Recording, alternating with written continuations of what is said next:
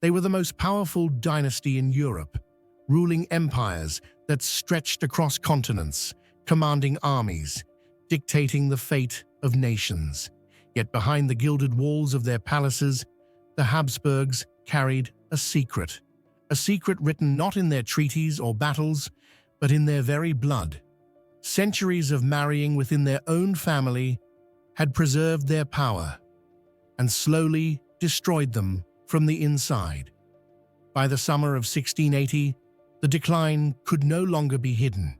In Madrid, the Spanish court was about to witness one of the most tragic and telling chapters of royal history. The summer of 1680 had settled over Madrid like a heavy shroud. The heat was suffocating, pressing down on the city and wrapping the halls of the royal Alcazar in a still, breathless air. Inside, the scent of lavender and rosewater drifted through the corridors, but mingled with something far less pleasant. It wasn't just the heat that made courtiers subtly turn their heads or cover their noses when the young princess passed. Whispers trailed behind her. "Her Royal Highness is coming down the corridor," one lady-in-waiting would murmur to another. Perfumed water was quickly sprayed into the air, but it did little to mask the truth. At just 19, Princess Margarita Teresa, daughter of King Philip IV of Spain and niece to her own mother, Mariana of Austria, carried with her an odor so strong, so offensive, that it overpowered even the most expensive fragrances in the court. Some compared it to rotting fish, others to damp mildew. No matter how often she bathed, no matter what remedies the perfumers devised, the stench always returned. It was just one symptom of a deeper affliction, the result of centuries of marriages between uncles and nieces, cousins, and other close kin. For generations, the House of Habsburg had pursued blood purity with ruthless determination, marrying within the family to preserve power and property, whatever the human cost. From across the Grand Hall, the aging court painter Don Diego Velázquez de Silva observed the princess gliding past. His eyes, seasoned by decades of service, had watched the family's slow transformation, had painted their grandeur, and with it, their decline. The Habsburg jaw, the thick lips, the hooked nose, these were features now etched into their very identity. But the new afflictions, strange physical ailments, unexplainable odors, were beyond even the best physician's reach. Velázquez recalled once overhearing the royal physician, Luis Marcato, call it the price of blood purity. Years earlier, Marcato had even published a treatise warning of the dangers of inbreeding. No one in power had listened. In the palace kitchens, an older cook named Maria worked at a steaming pot, crushing rosemary and thyme into a thick paste for yet another herbal remedy. "Poor girl," she muttered. "It's not her fault she was born like this." The door burst open. The High Steward, sweat on his brow, barked orders. Her Highness was about to receive the French ambassador. That ambassador, Jean-Baptiste Colbert, Marquis of Torcy, was famous for his sharp eye and sharper reports. King Louis XIV of France received every detail from him. The defects of Spain's royal family, the signs of its decline, all of it valuable leverage at the diplomatic table. A young page dared to whisper that no herb could hide the smell. He earned himself a sharp slap and a warning. "Watch your tongue. You speak of the royal blood of Spain." In her chambers, Margarita Teresa stood motionless as her ladies dressed her for the audience. Her eyes brimmed with tears, though she uttered no sound. They powdered her face, painted her lips, and adorned her with dazzling jewels, but nothing could disguise the truth reflected in the mirror. The Habsburg jaw, the sunken eyes, the pale skin tinged with illness. At the door, the chamberlain announced the ambassador's arrival. The princess steadied herself, lifted her chin, and summoned every ounce of the Habsburg pride drilled into her since childhood. "Let him in," she said, her voice stronger than she felt. Elsewhere in the palace, her 12-year-old brother Carlos, already heir to the Spanish throne, sat hunched over a book, struggling to read. His tutor, patience wearing thin, urged him to try again. Carlos's oversized tongue made speech difficult. His malformed jaw garbled even the simplest words. His legs, weakened by rickets, ached constantly. Seizures came often. He lagged far behind other boys his age. From his chair, he gazed out the window at the palace gardens, where healthy, strong children ran freely. He had never joined them and never could. His fragile body made even the smallest illness a threat to his life. Meanwhile, in the council chamber, King Philip IV sat with his ministers. Spain's treasury was strained by war with France, its colonies restless, its economy faltering. Yet the king's greatest concern was not the empire, it was the future of his bloodline. The Duke of Medina, his prime minister, pressed him to arrange a marriage for young Carlos. Philip knew, though he never spoke it aloud, that his son might never father a child. Court physicians had warned him privately of likely infertility. What princess in Europe would willingly wed a man in such a state? And yet, the search for a bride would begin. Candidates from France, Austria, and Portugal would be considered. The urgency was not just about succession. It was about the dynasty's obsession with preserving the purity of its blood. And that purity, with every passing generation, was becoming the family's greatest curse. The council chamber was alive with murmurs, as scribes scratched away at their parchment. Then the doors swung open, and a messenger strode in, bowing low before King Philip. In his hands was a sealed letter. The king's fingers trembled as he broke the wax. His face, already pale, drained of all remaining color as his eyes scanned the page. "There's been an incident," he said, his voice unsteady. The meeting with the French ambassador halted mid-sentence.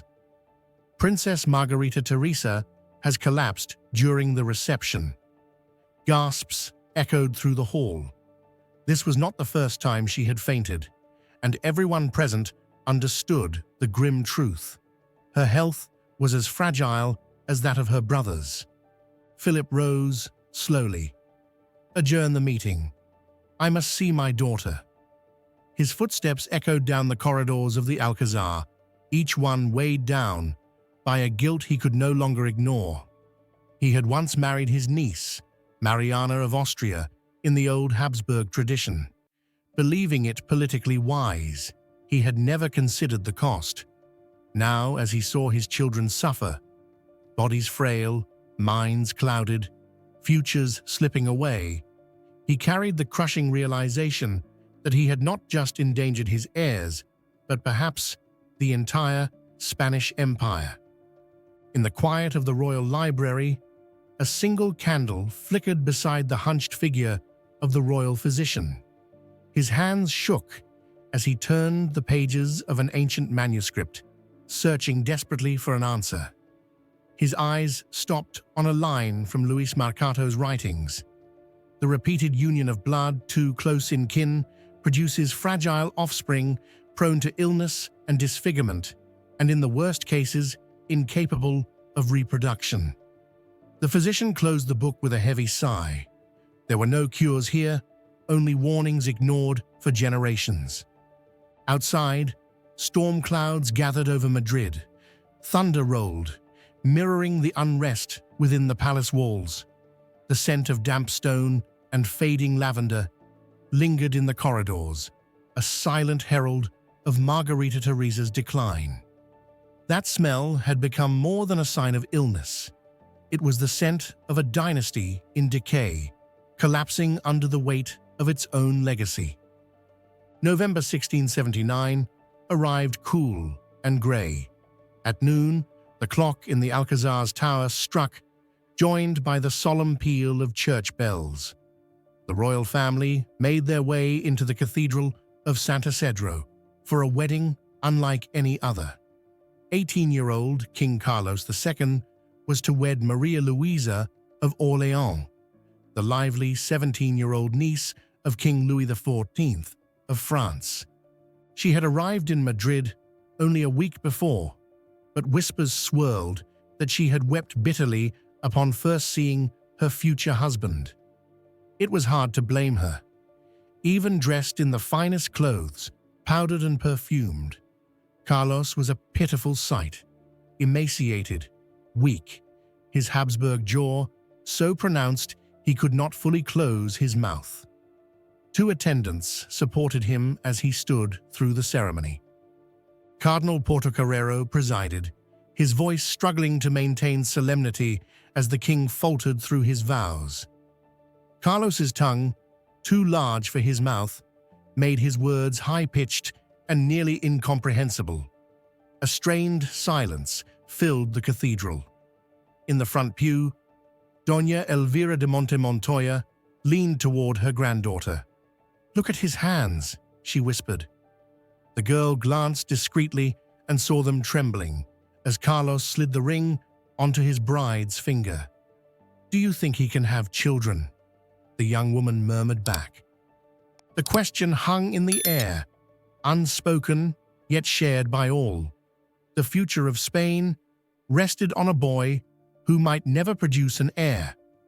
From her place at the front, Queen Mother Mariana of Austria watched with a carefully guarded expression. She had ruled in her son's stead for years and intended to remain the power behind the throne. As both a child and wife of the Habsburg tradition, she understood its logic and its cost. Her gaze toward Maria Luisa was cold. A French princess, a Bourbon pawn, a threat. At the back, Count Harrach, the Austrian ambassador, made mental notes. His report to Vienna would be damning. The king can barely stand. It is doubtful he will ever consummate the marriage, let alone produce an heir. After the ceremony, the royal procession returned to the Alcazar for the wedding feast. Carlos, drained by the ordeal, retreated to his chambers before the first course. Doctors administered yet another bitter tonic, one of countless remedies meant to strengthen a body that had never been strong. Tonight, the marriage was to be consummated, or so the court expected. In the great hall, music played, and guests feasted under glittering chandeliers. Nobles, envoys, and clergy raised their cups in hollow toasts. Carlos touched little of the food before him, sipping only broth. The Duke of Medinelli, his most trusted advisor, watched with concern. "See how the foreign dignitaries look at him," he muttered to the Constable of Castile, "like vultures circling a dying beast."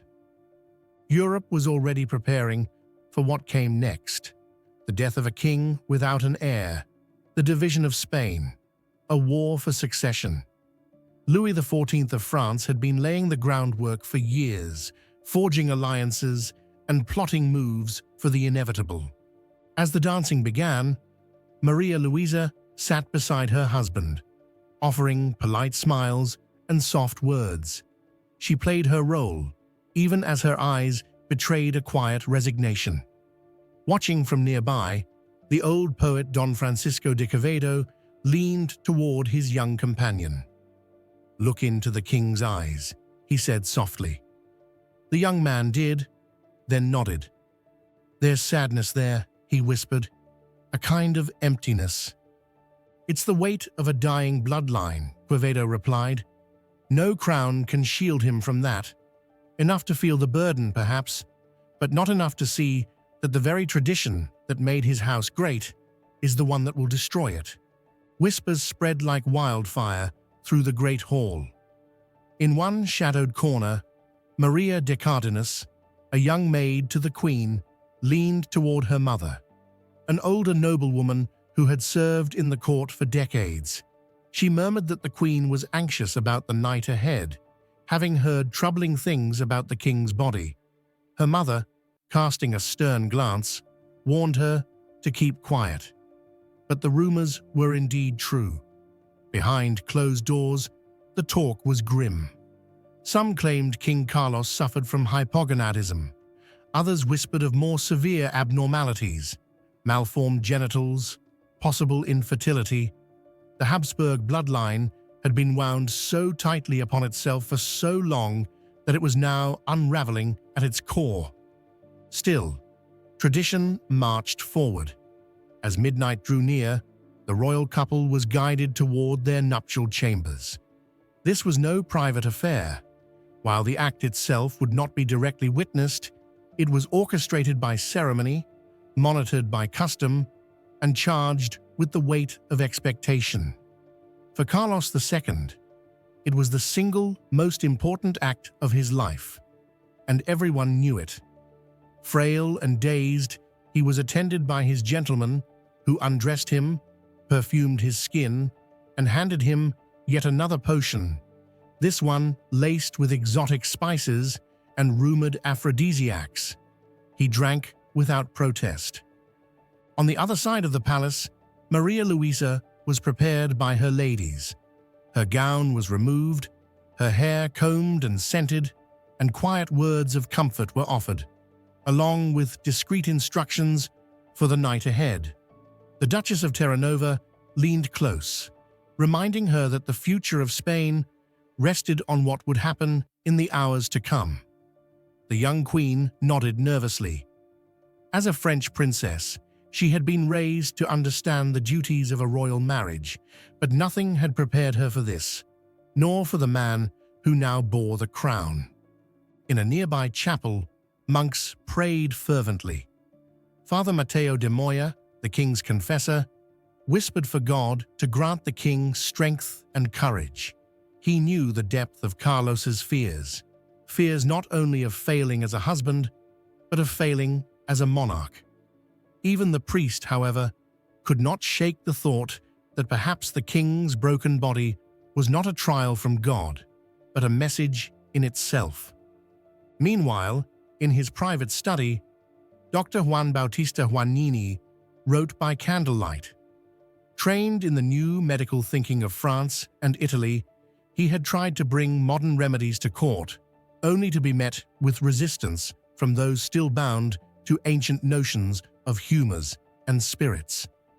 In his journal, he recorded his true belief that the king's condition was structural, born from centuries of intermarriage.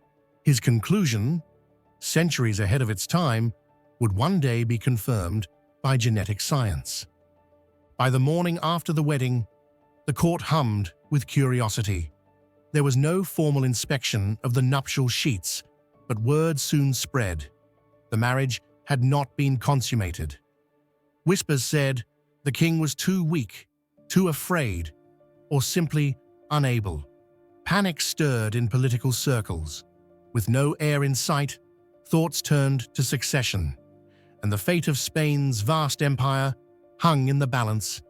Years passed, and the pressure only grew. Doctors arrived from foreign lands, bringing strange remedies and exotic elixirs. Bulls' bloodbaths, talismans, exorcisms, even bathing the king's loins in the blood of a freshly killed goat were all tried. Nothing worked. Carlos's condition remained the same. His seed, if he had any, could bring no life. Modern science would later reveal what superstition could not. Carlos likely suffered from multiple recessive genetic disorders, perhaps Klinefelter syndrome, perhaps a form of androgen insensitivity, explaining his physical deformities, his developmental delays, and his infertility. In 1689, after 10 childless years, Maria Luisa died suddenly at the age of 26. Officially, it was a ruptured appendix.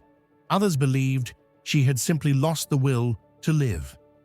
Carlos sank into deep depression, But royal duty soon called again. Within months, he wed Mariana of Neuburg, a German princess from a famously fertile family. Yet even this union brought no children. In the gardens of El Buen Retiro, the royal botanist José Quervafín Martínez tended his plants. He had long noticed that repeated crossbreeding of the same strain weakened the offspring. It was nature's resistance to inbreeding, a truth mirrored in the tragedy unfolding inside the palace walls. Carlos himself would sometimes acknowledge the cruel irony of his life: a king who could not rule, a husband who could not father, a legacy he could not preserve. "Sometimes I dream of a son," he once told his confessor, "a healthy boy to carry my name. But perhaps God does not wish it." The priest gave no answer, for the truth was harsher. It was not divine will, but human arrogance that had sealed the king's fate. By the late 1690s, desperation consumed the Spanish court. Rituals continued. Priests blamed demons. Nobles spoke of curses, but nothing could stop the inevitable. On a cold November morning in 1700, the bells of Madrid tolled. Carlos II was dead at 39. His body, ravaged by decades of illness, lay in the royal chapel. A rare autopsy revealed shocking findings: no blood, a heart the size of a peppercorn, rotted lungs, gangrenous intestines, a single blackened testicle, and a brain cavity filled with fluid. To the medicine of the day, it was a mystery. To the future, it was the final proof of dynastic collapse. When the king's will was read, the name announced was Philip of Anjou, grandson of Louis XIV of France. The French smiled. The Austrians scowled. The War of Spanish Succession began. But beneath the politics lay a deeper truth, one no one dared say aloud. The Spanish Habsburgs had reached their biological end. The purest blood in Europe had become its most fragile. This once great dynasty had fallen not by sword or revolution, but from within, destroyed by a genetic time bomb set centuries earlier. Today, the portraits of Carlos II hang in museums, his twisted jaw and vacant stare serving as a warning of what happens when power ignores nature. In the quiet shadows of El Escorial, where he is buried among kings, lies the last and most unfortunate of his line.